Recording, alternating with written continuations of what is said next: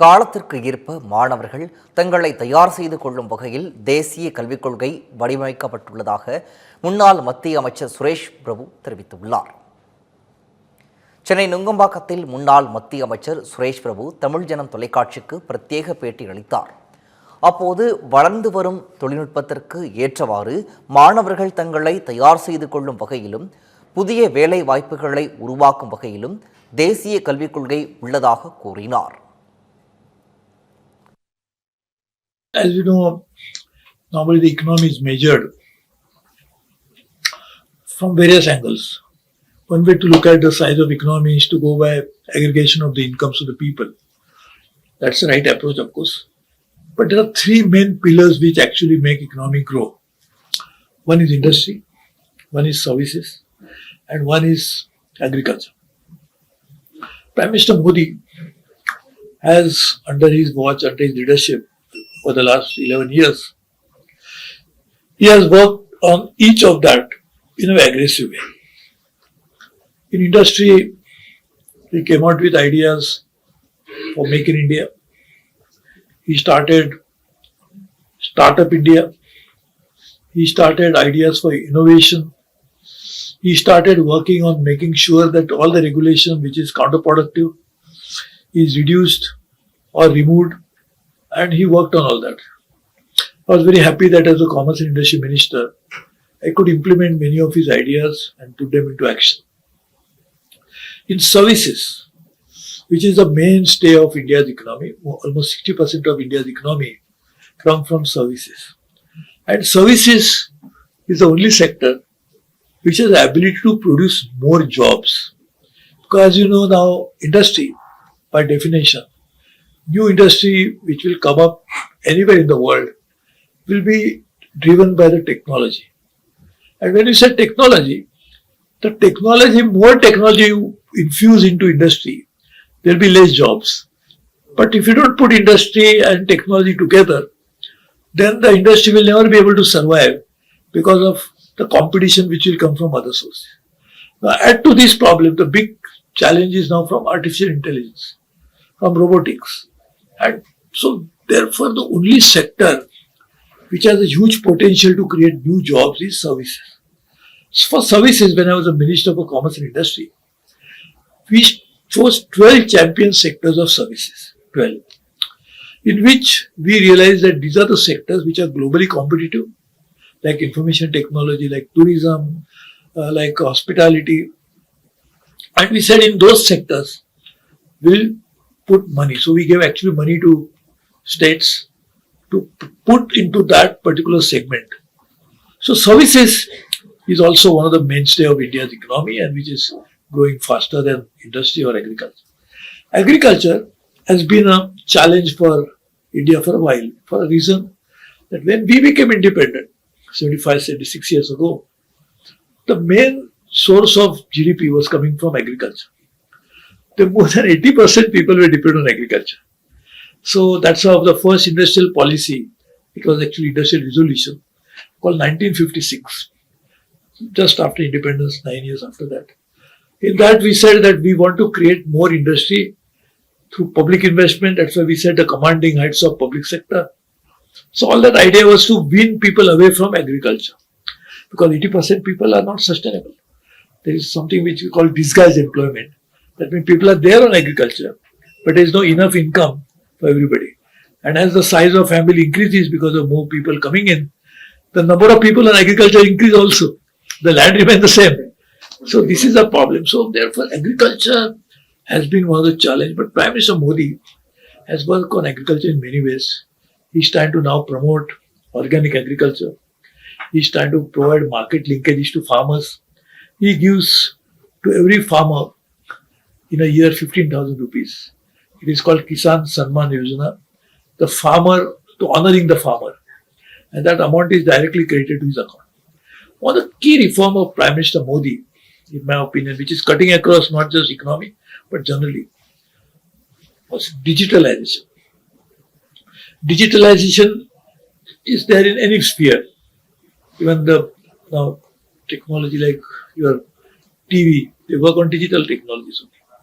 But what is important that what Modi ji did was that every Indian in India or every family in India for sure has a bank account. Secondly, everybody has a mobile. Even a rag picker has a mobile in his pocket or her pocket. So that is something he said, why not we use it? Every person has mobile, every family has a bank account, and everybody, almost everybody, has an Aadhaar card. So he called it Trinity of Jam. So he said, why not I transfer money into these accounts directly? So it's not Janam. So in that, money is now getting transferred to the bank account directly of the beneficiary. So that's how the Kisan Sanman Yojana, money goes directly into the bank account of that particular beneficiary who is the farmer in this case. So this is something which is a revolutionary thing, which now if you go to any big city, Delhi, Mumbai, Chennai, Kolkata, anywhere, the street vendor will say, don't pay cash, give me money on this QR. So this is a revolution. I think this is something, and this is what happens is, normally when we talk about digital evolution, we talk about any revolution. What is important, the success of that, in my opinion, any reform, the success of that should be judged from the point of view the common man has benefited or not. Here, common man has benefited. I will tell you another, but this didn't happen during Modi's time, but I'm just, because it struck me. When I was Minister of Power in Atal Bihari Vajpayee's cabinet, the power shortage was 18% in India, 18%. That time Jayalalitha ji was the Chief Minister of Tamil Nadu. Every state was giving free power. So I went and prayed to all the Chief Ministers, don't give free power. I went and talked to all the farmers' leaders. I said, but don't ask for free power. He said, we never ask for free power. Because when free power means no power. So then everybody was convinced, so we stopped free power. That particular time, the reform that we did, the peak level shortage was 18%. And from there, India became power surplus. So why I gave this example was that reform must benefit common people. Now, because of that, power becomes surplus. Every household has, more or less in India, has a power now. We had a program earlier that Har Ghar Power. But how can you give power to every house if there is no power to begin with? So I can say I will give money to everybody. Everybody who is there in the street, I will go and give money. But there is nothing in my pocket. How can I give to anybody? So unless I have something with me, I cannot distribute. So generation of power was very important. That happened during that time or at least time in 2002. So same thing, Modi ji has taken this revolution of reform to a new level, benefiting the common man. Regarding the new educational policy, it is touted that there is a narrative we can perhaps constantly the government here in Tamil Nadu, the DMK government, they want to portray the national new educational policy, whereas the national educational policy as an anti-thumb. The ignorant policy itself, it promotes the mother tongue, but they want to portray it. So is it so? What is the real scenario of the thing? See, firstly, you must accept the reality that education has to be a dynamic process. You cannot give the same education which was given 1,000 years ago today, because world has changed. And what is the purpose of education? Education purpose is people must be able to find jobs. People must be able to get new employment opportunities. They must be able to start earning livelihood. Or some people who are not interested in pursuit of jobs or economic gains, for them enlightenment is the sole purpose of education. Fine, both. But this is the purpose of education. So if you are seeking education as a means of salvation, either of your soul or your body or your life, then education must be relevant to present times. That's why Prime Minister Modi introduced this new education policy. How that education policy was evolved, that's very important. Dr. Kasturi Rangan was made chairman of this new education policy committee.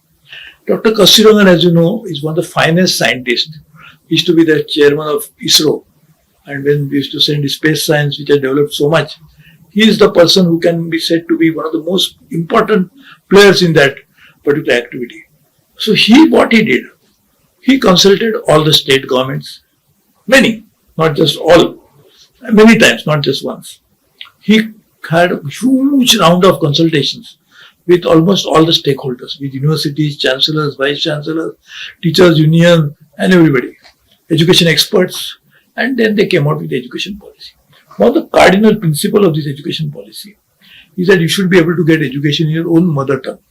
So there is nothing that education policy, in fact, if at all, new education policy talk about something new, because it's a new education policy, the new thing is that every person has a right to get education in his own mother tongue. So Tamil, if your mother tongue is Tamil, you should get it in Tamil. My mother tongue is Marathi, I should get it in Marathi. Incidentally, I studied in Marathi. Till 11th standard, I studied in Marathi. That time there was no 10 plus 2 plus 3, it was 11 plus 4. So I studied in Marathi. So this is the cardinal principle of this policy, is that people must be able to get education in their own mother tongue. Tamil is a very rich language. It's one of the oldest language. We are proud of Tamil language. In fact, the first Ramayana was first translated in any regional language. This was by a Tamilian poet, for whom we have got a great reverence, great respect, and also we are proud of that, because the Ramayana does not belong to where he was born in Ayodhya. Ram belongs to everybody. And not only here, if you go to Southeast Asia, the king of Thailand called himself the Rama descendant. The king of Thailand calls himself Rama descendant. His capital he calls is Ayodhya. So just imagine, this is the beauty of Ramayana, it's all over. But we are proud that Ramayana, Valmiki wrote it, but person who brought it down to the common people was Tamil Nadu. So we are proud of Tamil Nadu. Tamil is a rich language, Tamilians are great people. Tamil Nadu is a land of opportunities, and therefore new education policy should unleash the huge potential that Tamilians have through expression of their own inner feeling, and that can come only through mother tongue. Because when you are walking on the street and you hit a stone, the first thing you say is mother, oh my, in your mother tongue, whatever it is. You may say Amma, you may say oh my mother. So that is what is instinctively comes to you. So instinctively only creativity can come from instincts. And therefore creativity should be fostered through Tamil language. So we welcome these opportunities that is offered to new education policy to all the Tamilians, all Indians of course, but also to Tamilians, to express themselves into their own mother tongue and try to create a new world. In the budget, the personal tax was reduced to stimulate the consumption, especially the rural consumption. Is the economy seeing the recovery on those lines as touted by Madam Nirmala? See, there are two ways you can spur the economic activity of any economy. One is through consumption. When you consume something, like for example, the biggest economy of the world, which is the United States. So almost 70% of GDP of US comes from consumption. But that's a developed economy, the most developed because that's the largest economy.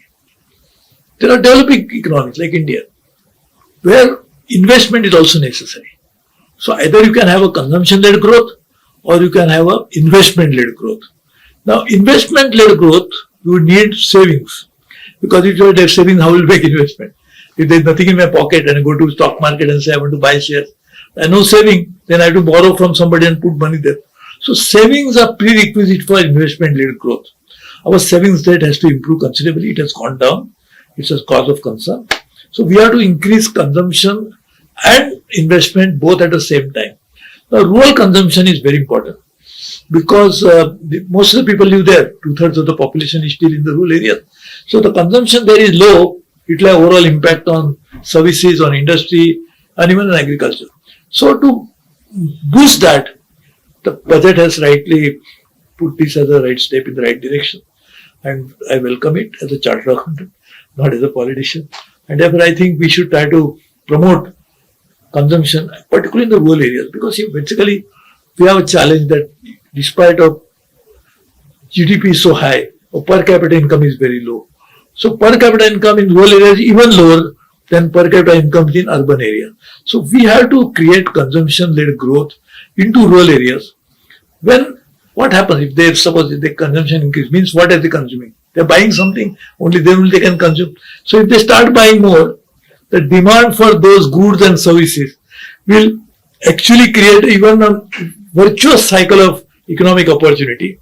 The more demand, more manufacturing, more jobs will be created. More jobs means more spending will happen, more spending will lead to more consumption. So all this is virtuous. So regarding the future of India's economy, India aims to become the $5 trillion economy. What are the critical policy interventions needed to achieve this goal in the coming years? See, actually, it's a reality that we are the 5th largest economy today. We are close to $4 trillion. So becoming 5 trillion is not difficult. In fact, I will tell you, when I was a Commerce Industry Minister in 2017, I had prepared a roadmap for India's $5 trillion economy. I had said that 20% of that 5 trillion, that is $1 trillion, will come from agriculture. Today is just 14%. Another 20% should come from industry. Today is 16%. And 60% should come from services, which is $3 trillion. So 1 trillion from industry, 1 trillion from agriculture, 3 trillion from services. And to make that, everywhere we have prepared plan. For example, in agriculture, India's first agriculture export policy was made when I was a Commerce Industry Minister. Why? Because farmer can only survive when his income level goes up. That's the only income that he gets is from selling what he produces in his field. To make that happen, when he produces more, and he can sell it only in domestic market, prices will fall.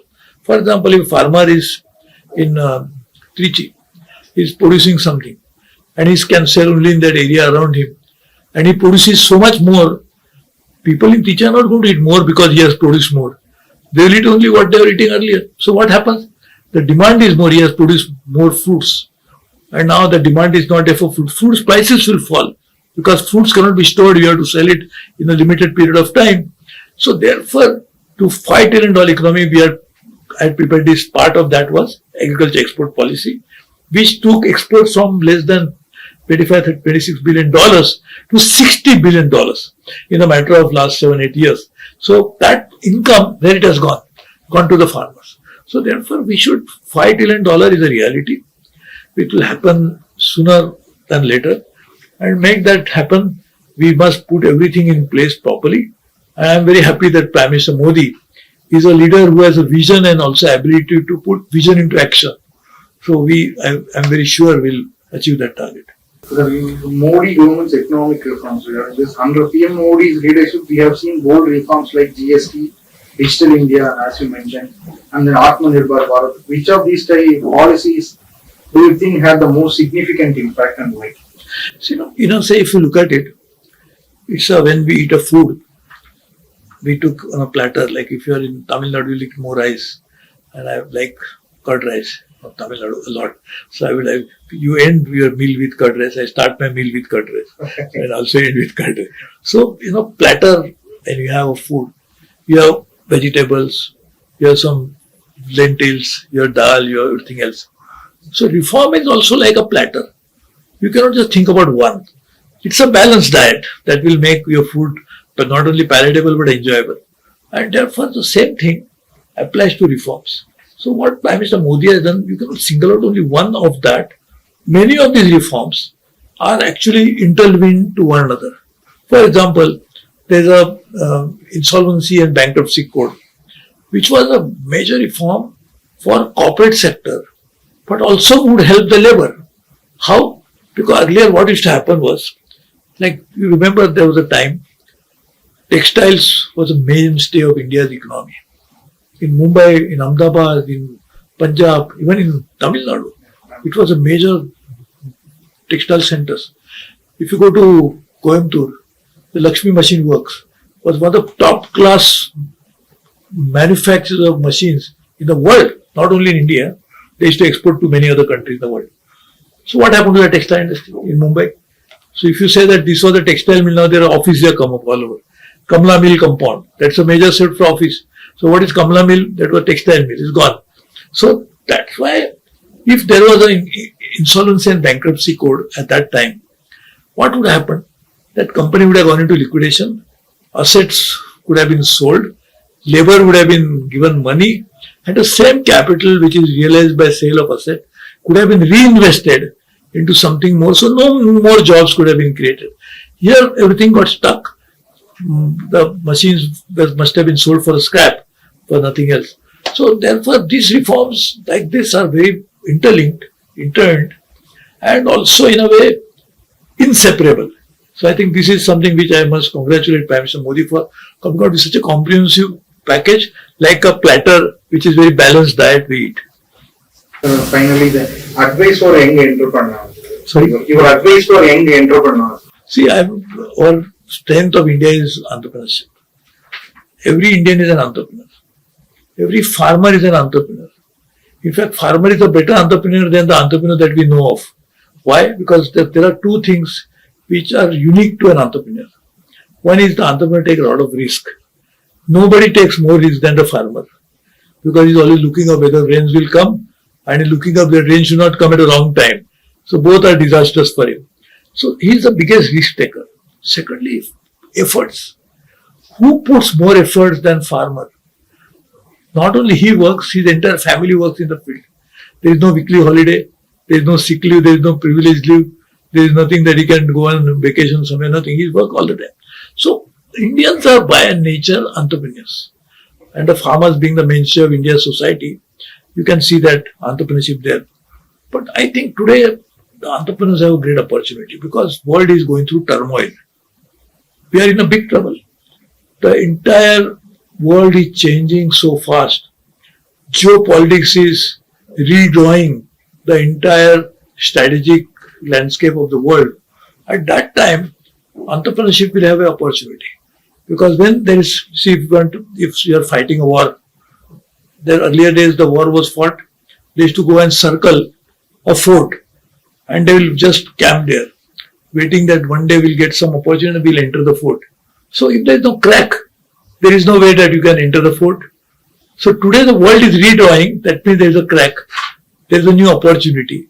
And that is an opportunity that entrepreneurs should be able to tap into it properly. And therefore, I think this is a great, great chance for entrepreneurs of India that they can now enter into very different market that hitherto were inaccessible to us. Tamil Nadu CM Stalin has repeatedly accused the center of favoring BJP ruled states in fund allocation, perhaps that they are releasing funds for the various schemes. And also the tax devolution. Do you think these concerns are valid or this is a political rhetoric? See, firstly, the Constitution of India provides very clearly that what is the central's domain of taxation, what is the state domain of taxation, and mainly two, because local governments, they have no domain really, they can collect only house taxes or something. So in this, there's a fundamental change happened when the GST happened. Because GST combined service tax with the central government used to levy and the sales tax which state governments used to levy. So both of them, central government and state government, they actually surrendered their power of taxation to a separate entity. They said we'll work it together. Under the same constitution which decided this way of taxation, they also realized that central pool of tax, which at that particular time, because now it has changed because GST has also gone into a different kind of a scenario. But that time income tax, customs, and all these taxes were exclusively could be levied only by the central government. So what state at that time and the framers of the constitution, they realized it, that states must get something out of it. Central government can collect it, they have right to charge it, but they should also share it with states. So who will decide how that amount to be shared? So the Constitution of India came out with a formula of finance commissions. So the finance commissions are done normally every 5 years. The finance commission actually has a mandate to decide the central devolution. That from the central pool of taxes, what share should go to which state, in what form, they decide. In fact, there was a fundamental change that happened in this finance commission was that, I think it was the 11th finance commission, we said that not only states' share will be decided from the central pool, we'll also decide the role of the share of local governments. So first time they gave money to local governments, because after the 73rd and the 74th amendment to the constitution, The local governments had more power, but they had no money. So they gave that money to them. Now Tamil Nadu, what money Tamil Nadu should get, he decided by the same formula with the Constitution of India decided. In fact, each finance commission, when it is formed, in fact, one of the finance commission had a very Tamilian chairman, Mr. C. Rangarajan. He was the chairman of the finance commission and a very fine and very, very respected, good friend of mine also, very respected economist. So then he was the governor of Andhra Pradesh also. So Mr. Rangarajan and all these subsequent and even his predecessor, Mr. Y.B. Chavan was the chairman of the finance commission. So who was the deputy prime minister of India? He was the chairman of the finance commission. So it is quite a respected body. So what they do, they call all the states and tell them, please give your memorandum. So what is that you feel the finance commission should do? Of course, the finance commission itself, every finance commission, and it was created under the provisions of the Constitution of India. It's a constitutional office. This time it is Mr. I'll tell you that. So what they do is that they decide the terms of reference. Arvind Panigriya is the chairman of the finance commission. So what they do is that the terms of conditions of the finance commission are decided from time to time, but they cannot violate the provisions of the constitution. So Tamil Nadu's share into the central devolution is a culmination of a formula which is population based, which is based on other parameters like area and other things. So they get it according to that. So I think central government has always been, not only the where it is heading, what the India it benefit the India, or India is it's going for a bilateral trade agreement apart from the FTA itself. See, firstly, the WTO was created by all the members of the world, all the countries in the world, who are members of WTO. Before WTO, there was an organization called GATT. This was an organization, GATT, General Agreement of Trade and Tariff. But it had no organization structure. Institution was not there. It was only agreement. So that's why WTO was created. WTO is the right institution to decide the dispute between the countries. If the US and India has a trade dispute, they can go to WTO. WTO will call both the parties like a court. And it is a very transparent and very judicious mechanism that has been inbuilt into this process of WTO's functioning. So, if at all we have a problem, either India has a problem with US or US has a problem with India, or US has a problem with any other country in the world, the right forum to settle this dispute is through WTO. And therefore, I request all the countries, including our dear friend United States and all others, that we should use this idea. Both India and US are members of WTO. So we have only created this organization. So if at all there is a dispute, we should try to settle it through WTO.